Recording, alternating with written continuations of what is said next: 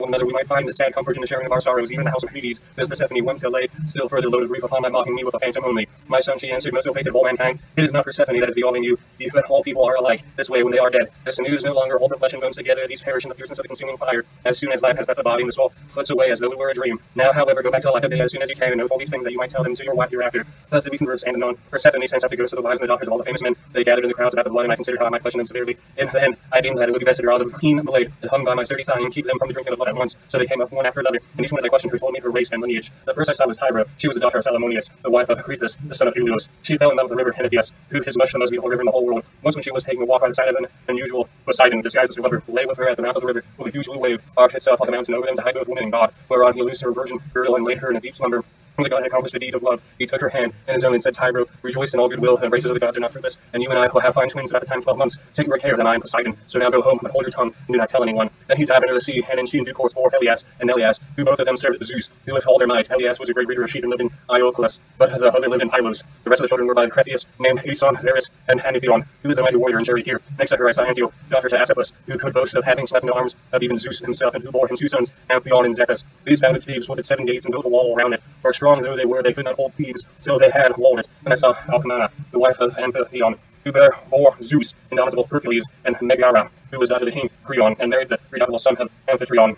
I also saw fair Epicase, mother of King Oedipus, whose awful lot it was to marry her own son without suspecting it. He married her after having killed his father, but the gods proclaimed the whole story to the world, whereon he remained king of Thebes, in great grief for the spite of gods had borne him. But Epicase went to the house of the mighty jailer Hades, having hanged herself for grief, and the avenging spirits haunted him as were an outraged mother, to his ruin bitterly thereafter. Then I saw Corelius, whom Melius married for her beauty, having given priceless presents for her. She was youngest daughter to Amphion, son of Iosus, king of the Minion Orchomenes, and was queen in Pylos. She bore Nestor, Chromius, and Persephonius, and she also bore that marvelously lovely woman Pero, who wooed by all the country around her, but Melius would only give her to him, who she would raid the cattle, if it pleased, from the raising grounds of Pylos, and this was a hard task. The only man who would undertake to raid them was a certain excellent seer, but the will of the heaven was against him, for the rangers of the cattle caught him and put him in prison. Nevertheless, when a full year had passed and the same season came round again, Ethocles set him at liberty after he had expounded all the oracles of heaven. Thus then with the will of Zeus accomplished, and I saw Leto, the wife of Tyndareus, who bore him 2 famous sons, Castor, breaker of horses, and Pollux, the mighty boxer. Both of these heroes are lying under the earth, though they are still alive, for a special dispensation of Zeus. They die and come to life again, each one of them every other day throughout all time, and they have the rank of gods. After her I saw Epiphaedia, wife of Helios, who boasted the embrace of Poseidon. She bore 2 sons, Phorcys and Ephialtes, but both were short-lived. They were the finest children that were ever born in the world, and the best looking. Orion only accepted for at 9 years old. They were 9 fathoms high, and measured 9 cubits round the chest. They threatened to make war with the gods in Olympus, and tried to set Mount Ossa on the top of Mount Olympus, and Mount Pele on the top of Ossa, and that they might scale heaven itself. They would have done it too if they had been grown up, but Apollo, son of Leto, killed both of them before they had got so much a sign of hair upon the cheeks of chin. Then I saw Phaedra and Procris, and fair Ariadne, daughter of the magician Minos, whom Theseus was carrying off from Crete to Athens, but he did not enjoy her, for before he could do so, Artemis killed her in the isle of Dia, on account of what Dionysus had said against her. I also saw Mera and Clymene, hateful Erythlial, who sold her own husband for gold, but it would take me all night. I were to name every single one of the wives and daughters of heroes whom I saw, and it is time for me to go to bed, either on board ship with my crew or here. As for my escort, heaven yourselves will see to it. Here the end of the guests sat all of them enthralled and speechless, rather covered, cloistered. Then Arete said to them, what do you think of this man, O Phaeacians? Is he not tall, good-looking, and is he not clever? True, he is my own guest, but all you share in the distinction. Do not be in a hurry to send him away, nor niggardly in the presence you make one to who is such a great need, for heaven has blessed all of you with great abundance. Then spoke the aged hero, Achilles, who was one of the oldest men among them. My friends, said he, when the august queen has just said, sounds both reasonable and to the purpose thereof. Therefore, I am persuaded by it, but the decision whether in word or deed rests ultimately with King Alcinous. The third shall be done, exclaimed Alcinous. As surely as I still live and reign over the Grecians, our guest is indeed very anxious to get home, so we must persuade him to remain with us until tomorrow, by which time I shall be able to get together the whole sum that I might mean to give him.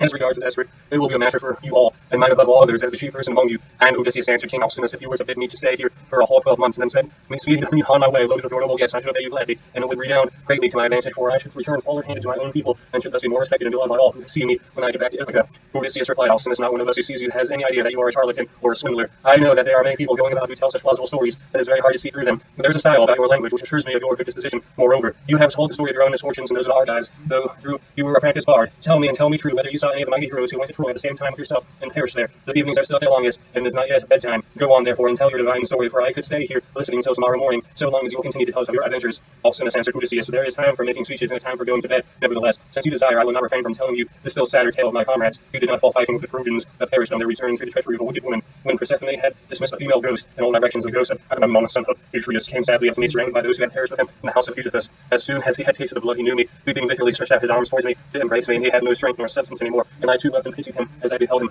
How did you come by your death? Said I. King Agamemnon, did Poseidon raise his winds and waves against you when you were at sea, or did your enemies make an end of you on the mainland when you were cattle lifting on sheep stealing, or while they were fighting in defense of their lives in city? Odysseus, he answered, noble son of Arestus, I was not lost at sea in any storm of Poseidon's raising, nor did my foes dispatch me upon the mainland, but Fugitus and my wicked wife were the death of me between them. He asked me to his house, feasted me, and then butchered me most miserably, as though I were a fat beast in a slaughtered house, while all round me my comrades were slain like sheep or pigs for the wedding breakfast or picnic, or gorgeous banquet of some great nobleman. You must have seen numbers of men killed either in general engagements or in single combat, but you never saw anything so truly pitiful as the way in which we fell in a cloister with the mixing bowl from the loaded tables lying all about, and the ground reeking with our blood. I heard Priam's daughter Cassandra scream at Clytemnestra. I killed her close beside me. I lay dying upon the earth with my sword in my body and raised my hands to kill the slut of murderesses, but she slipped away from me. She would not even close my lips nor my eyes when I was dying, for there is nothing in the world so cruel and so shameless as a woman when she has fallen into such a guilt as hers was, fancy murdering her own husband. I thought I was going to be welcomed home by my children and my servants, but her abominable crime was brought disgrace on herself and all women who shall come after, even as the good ones. And I said, in truth, Zeus has hated the house of Atreus from the first to the last in the matter of their woman counsels.